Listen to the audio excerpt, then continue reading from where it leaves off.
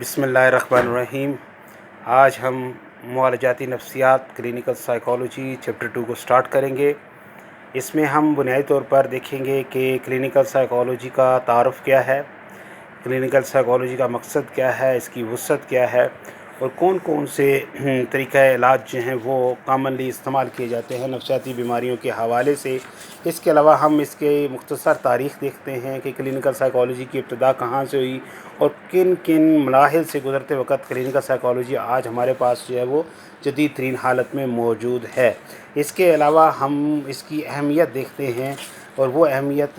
اس وقت پاکستان کے اندر کیا ہے، کلینکل سائیکالوجی میں کس قدر ڈیولپمنٹ ہو چکی ہے۔ اس کے ساتھ ساتھ ہم یہ چیز دیکھتے ہیں کہ دنیا میں جو جدید ترین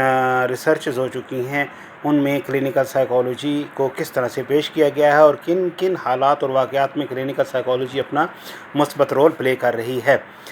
سب سے پہلے 1907 کے اندر امریکی ماہر نفسیات لائٹر وٹمر نے اس لفظ کلینکل سائیکالوجی کو استعمال کیا تھا، اور اس نے کلینکل سائیکالوجی کی تعریف کچھ اس طرح سے کی تھی کہ افراد کا مطالعہ جس کا مقصد تجربات اور مشاہدات کی مدد سے ان میں تبدیلی پیدا کرنا ہے، یہ اس نے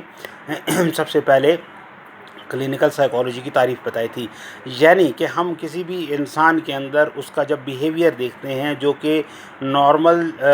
رولز اور جو نارمز آف سوسائٹی ہیں ان سے ہٹ کر ہو رہا ہوتا ہے، تو ہم اس بیہیویئر کو تبدیل کرنے کی کوشش کرتے ہیں، ان قوانین کے مطابق لانے کی کوشش کرتے ہیں جو معاشرے کے اندر ایگزسٹ کر رہے ہوتے ہیں۔ لہٰذا اس تعریف میں یہ چیز بتائی گئی ہے کہ افراد کا مطالعہ اس طرح سے کیا جاتا ہے تجربات کی مدد سے، مشاہدات کی مدد سے، تاکہ ان کے کردار میں ایک واضح تبدیلی لائی جا سکے، وہ تبدیلی جو مثبت نوعیت کی ہو، جس کی بعد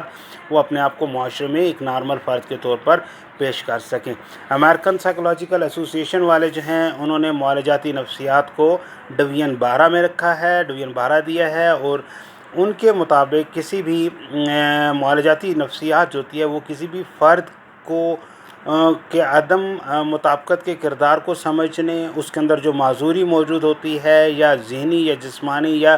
کسی بھی حوالے سے جو اس کی ایڈجسٹمنٹ میں مددگار ثابت نہیں ہو رہی ہوتی ہے، اس کا مطالعہ کیا جاتا ہے۔ اس کے علاوہ نشو و نما جو غلط انداز میں ہو رہی ہوتی ہے، جس کی وجہ سے اب نارمل بیہیویئر جو وہ ڈیولپ ہو رہا ہوتا ہے، اس حوالے سے جو نظریات اور تحقیقات ہیں ان کا مطالعہ کرتی ہے، اور فائنلی کس قسم کے طریقہ علاج کے استعمال کی ضرورت ہوتی ہے مختلف قسم کے بیماریوں کے حوالے سے، نفسیاتی بیماریوں کے حوالے سے، ان تمام چیزوں کا سائنسی انداز میں مطالعہ جو ہے وہ کلینکل سائیکالوجی کرتی ہے۔ یہ بنیادی طور پر سائنس پہ بہت زیادہ زور دیتی ہے، عدم مطابقت پر زور دیتی ہے، فرد کے مسائل پر زور دیتی ہے، اور فرد کو مسائل حل کرنے کے حوالے سے گائیڈ لائن بھی جو ہے وہ مہیا کرتی ہے۔ اب ہمارے پاس جو کلینکل سائیکالوجی جب انسانی کن کن مسائل کو کور کرتی ہے، اب اس میں ذہنی نوعیت کے مسائل ہو سکتے ہیں، ہیجانی نوعیت کے ہو سکتے ہیں، کرداری نوعیت کے ہو سکتے ہیں، نفسیاتی مسائل ہو سکتے ہیں، یعنی کسی قسم کی بھی ذہنی معذوری یا کسی قسم کا ایسا بیہیویئر جو معاشرے میں قابل قبول نہیں ہوتا۔ مثال کے طور پہ ہمارے ہاں کرائم ریٹ اگر جو ہے کرمنل بیہیویئر جو ہے وہ ایب نارمل بیہیویئر تصور ہوتا ہے، منشیات کے استعمال کرنے والے جو لوگ ہیں وہ ایب نارمل بیہیویئر کے اندر فال کرتے ہیں، چونکہ وہ نارملی جب معاشرے کے مسائل کو اور اپنے مسائل کو سامنا نہیں کر سکتے تو وہ ایک اسکیپ کا راستہ استعمال کرتے ہیں، اور اس اسکیپ کے اندر وہ منشیات کا استعمال کرتے ہیں۔ اس کے علاوہ ولیم وونٹ نے سب سے پہلے 1879 میں جب نفسیات کی تجربہ گاہ لیپزگ میں قائم کی تھی تو اس نے بھی یہی بات کی تھی کہ ہم جب تک انسانی نفسیات کو، انسانی مزاج کو تجرباتی طور پر اس کا تجزیہ نہیں کر سکتے، ہم اس کے متعلق کسی قسم کی بھی پیشن گوئی نہیں کر سکتے۔ اس کے علاوہ اس کردار کے اندر کسی قسم کا اگر کوئی مسئلہ موجود ہے تو ہم اس مسئلے کو بھی حل نہیں کر سکتے ہیں۔ یہ جو کنسیپٹ ہے یہ سب سے پہلے ولیم وونٹ نے جو وہ انٹروڈیوس کرایا تھا۔ اس سے پہلے کے جو کنسیپٹس موجود ہیں ان میں آلریڈی میں آپ کو بتا چکا ہوں، جب میں نے آپ کو تعارف کرایا تھا تمام برانچز آف سائیکالوجی کا، تو اس میں بھی میں نے آپ کو بتایا تھا کہ ابتدا میں انسان جو ہے اس کو 2 کیٹیگریز میں تقسیم کیا گیا تھا، نارمل اور ایب نارمل، اور یہ چیز دیکھی گئی تھی کہ جو لوگ ایب نارمل ہیں ان کے اندر بنیادی طور پر بدروحوں کا کنسیپٹ آ جاتا ہے، یعنی گاڈز کے ساتھ ناراضگی کا کنسیپٹ آتا ہے جو ایب نارمیلٹی کی طرف لے کر جاتا ہے۔ اور ابتدا میں یہ دیکھا جاتا تھا کہ ٹریٹمنٹ کا واحد طریقہ جو ہے وہ ان لوگوں کو یا مار دیا جاتا تھا یا ان لوگوں کو تکلیف دی جاتی تھی تاکہ ان کے اندر موجود جو بدروئے ہیں وہ ان کے جسم کو چھوڑ جائیں اور ان کی ٹریٹمنٹ جو ہے وہ اس انداز میں کی جاتی تھی. لیکن وقت گزرنے کے ساتھ ساتھ جب ریشنیلٹی انسانی معاشرے کے اندر زیادہ ہوئی تو یہ چیز دیکھا گیا کہ جس طرح انسان جسمانی طور پر بیمار ہوتا ہے اسی طرح ذہنی طور پر بھی بیمار ہوتا ہے. لہٰذا جس طرح سے جسمانی بیماریوں کے حوالے سے ہسپتال قائم کیے گئے اسی طرح سے ذہنی بیماری کے حوالے سے بھی مختلف ہسپتال اور سینٹرز قائم کیے گئے جہاں پر ذہنی امراض کے لوگوں کی ٹریٹمنٹ کی جاتی تھی. اور یہ کانسیپٹ فلپ پائنیل اور ڈارتھر ڈکس نے سب سے پہلے جو ہے وہ انٹروڈیوس کرایا تھا 17 سینچری کے اندر, اور اس کی وجہ سے زیادہ بہتر آؤٹ پٹ جو ہے وہ سامنے آیا, چونکہ لوگ جو کہ معمولی ذہنی امراض کے شکار تھے وہ انہی سینٹر سے انہی پناہ گاہوں سے ریکور ہو کے دوبارہ سے معاشرے میں چلے جاتے تھے اور اپنی نارمل زندگی بسر کرنا شروع کر دیتے تھے. یہاں سے کلینکل سائیکالوجی کی اہمیت جو ہے وہ بہت زیادہ اجاگر ہو گئی. اس کے علاوہ ہم اس کے اسکوپ کی اگر ہم بات کریں کہ کہاں کہاں کلینکل سائیکالوجی اپلائی ہو سکتی ہے تو معالجاتی نفسیات جو ہے وہ مختلف شعبوں میں اپنا کام کرتی نظر آ رہی ہے. آپ یہ دیکھتے ہیں کہ معالجاتی نفسیات نہ صرف معاشرے کے اندر موجود جو ذہنی مریض ہوتے ہیں ان کو ٹیکل کرتی ہے بلکہ بہت سے ڈپارٹمنٹس ایسے ہیں جہاں پر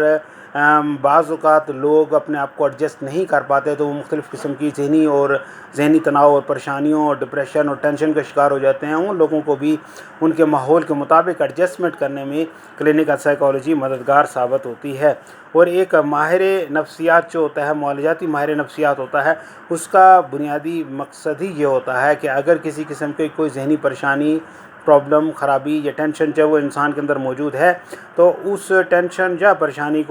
کی وجوہات کون کون سی ہیں اور ان وجوہات کو کس طرح سے ختم کر کے اس کے بیہیویئر کو نارمل جو ہے وہ کیا جا سکتا ہے. اب جو مین مقاصد ہمارے سامنے آتے ہیں اس میں سب سے پہلے علاج آتا ہے, جیسے میں نے آپ کو بتایا. اس کے علاوہ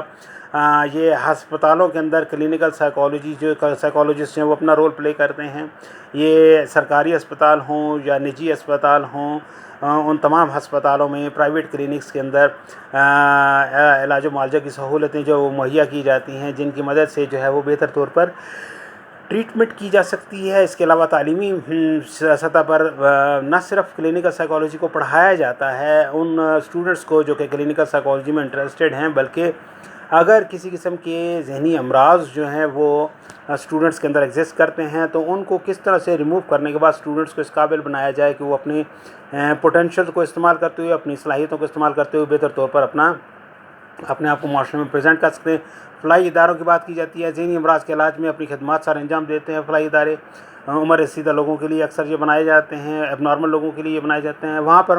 معالجاتی ماہر نفسیات جو ہے وہ جذباتی, معاشرتی اور نفسیاتی ذہنی مسائل جو ہوتے ہیں ان کے حل کے حوالے سے اپنی خدمات جو ہے وہ پیش کرتا ہے اور وہاں پر ماحول کو بہتر سے بہتر رہنے کے قابل بنانے کی کوشش کرتا ہے. کمیونٹی مراکز کا بھی یہ کام ہے. اسی طرح سے اور یہاں ترک منشیات کے ادارے آ جاتے ہیں. عدالتی امور میں کلینکل سائیکالوجی بہت اہم رول پلے کرتی ہے چونکہ جرائم کی وجوہات جو ہے ان کو جانچنے کے لیے یہ زیادہ ضروری ہوتا ہے کہ آیا جرم جو ہے وہ کرنے والا شخص جو ہے وہ نارمل انسان تھا یا ایب نارمل انسان تھا, کن حالات میں اس نے جرم پرفارم کیا, کیا اس پہ سزا امپلیمنٹ ہوتی ہے, لاگو ہوتی ہے یا نہیں ہوتی. ان تمام چیزوں کو جو ہے وہ ہم کلینکل سائیکالوجی کے ریفرنس میں دیکھتے ہیں اور اس کے بعد کلینکل سائیکالوجسٹ کا رول جو ہے وہ عدالتی امور میں بھی بعض اوقات بہت اہمیت کا حامل ہو جاتا ہے. جس طرح سے بعض قتل کے جو واقعات ہوتے ہیں ان کے اندر میڈیکل رپورٹس مانگی جاتی ہیں, پوسٹ مارٹم کی رپورٹس مانگی جاتی ہیں تاکہ عدالت کے اندر ایسے ثبوت فراہم کیے جائیں جس سے واضح طور پر یہ چیز پتہ چل سکے کہ اس مرڈر کی وجوہات کون تھیں اور مرڈر کیسے کیا گیا اور اس میں خطاوار کون ہے. اسی طرح سائیکالوجی جو ہے وہ کلینکل سائیکالوجی ہے وہ اس چیز کو پوائنٹ آؤٹ کر دی ہے کہ کوئی بھی کرائم جو ہے اس کے پیچھے کون سا محرک تھا. کوئی مجبوری تھی یا انسانی مزاج میں یہ چیز موجود ہے کہ وہ کرائم کرنا پسند کرتا تھا, یا حادثاتی طور پہ کرائم ہو گیا اس سے, یا وہ ایسی کمپنی میں چلا گیا جو کرمنلز کی کمپنی تھی. ان تمام چیزوں کا انالیسس جو ہے وہ کلینکل سائیکالوجسٹ کرنے کے بعد بتا سکتا ہے کہ آیا جس نے جرم کیا ہے اس کے اندر کوئی بایولوجیکل پرابلم رہی ہے یا اس کے اندر جو ہے وہ کوئی نفسیاتی مسئلہ جو ہے وہ موجود تھا. یا سرکاری تنظیمیں جو ہوتی ہیں وہ بھی بعض اوقات ان کلینکل سائیکالوجسٹوں سے رجوع کرتی ہیں اور اپنے ورکرز کے درمیان جو مختلف پرابلمز ایگزسٹ کر رہے ہوتے ہیں ان کے سلوشن میں وہ مددگار ثابت ہوتے ہیں۔ اس کے علاوہ تربیت فراہم کی جاتی ہے کہ how to train the people to become the active and productive member of the society, کہ ہم لوگوں کو کس طرح سے اس قابل بنا دیں کہ وہ اپنے چھوٹے چھوٹے ذہنی مسائل جو ہیں، سماجی مسائل جو ہیں، جذباتی مسائل جو ہیں، ان کو حل کر لیں اور اپنے آپ کو معاشرے میں ایک نارمل فرد کے طور پر پیش کر سکیں۔ اس کے علاوہ کلینکل سائیکالوجی کے اندر جو تحقیق ہے اس کو بہت زیادہ اہمیت دی گئی ہے، جس میں یہ چیز دیکھی جاتی ہے کہ ذہنی امراض کی وجوہات کیا ہیں، ان کی علامات کیا ہیں، ان کا علاج کیسے ممکن ہونا ہے اور کس جگہ پر کتنی دیر کے لیے ان کا علاج جو ہو سکتا ہے، یہ تمام چیزیں جو وہ اسٹڈی کی جاتی ہیں۔ اس کے علاوہ اہلیت دیکھی جاتی ہے، اہلیت میں معالجاتی ماہر نفسیات جو ہے وہ بننے کے لیے کن ایجوکیشن کی کس لیول کی ضرورت ہے اس چیز کو اسیس کیا جاتا ہے۔ عام طور پر M Phil P H D level کے جو لوگ ہیں وہ بنیادی طور پر معالجاتی نفسیات کے اندر اہم رول جو ہے وہ پلے کرتے ہیں پیشنٹس کی ٹریٹمنٹ کے حوالے سے۔ اور عام اس کے علاوہ 1 سال کا ڈپلومہ ہوتا ہے کلینکل سائیکالوجی کا، جس کو پرفارم کرنے کے بعد انسان یا جو سائیکالوجسٹ ہے وہ اپنا پرائیویٹ کلینک بھی کھول سکتا ہے اور جو ذہنی امراض کے سے لوگ ہیں ان کی ٹریٹمنٹ میں معاشرے میں اپنا پازیٹیو رول پلے کر سکتا ہے۔ اس کے بعد اس کی مختصر تاریخ آتی ہے۔ انشاءاللہ ہم نیکسٹ جو لیکچر ہوگا اس کے اندر کلینکل سائیکالوجی کی مختصر تاریخ جو ہے اس کو دیکھیں گے۔ تو یہ ایز سچ کوئی اتنا مشکل جو ہے وہ نہیں ہے، آپ 1 سے 2 مرتبہ جب ان چیزوں کو خود سے اسٹڈی کریں گے تو you will be able to understand کہ یہ کوئی اتنا مشکل نہیں ہے۔ آپ پوائنٹس بنا لیں ایک وائٹ پیپر کے اوپر اور ان 8-10 پوائنٹس کو 12 پوائنٹس کو آپ یاد کر لیں تو آپ کو پورا سوال جو ہے وہ یاد ہو جائے گا۔ اگر اس کے باوجود آپ کو کسی چیز کی سمجھ نہیں آتی تو you can contact me, I will try to answer my best, کہ آپ کو میں ہر طرح سے سمجھا سکوں بہتر طور پر، تاکہ آپ کے ذہن میں یہ تمام کانسیپٹس ہیں وہ کلیئر ہو جائیں۔ May God bless you.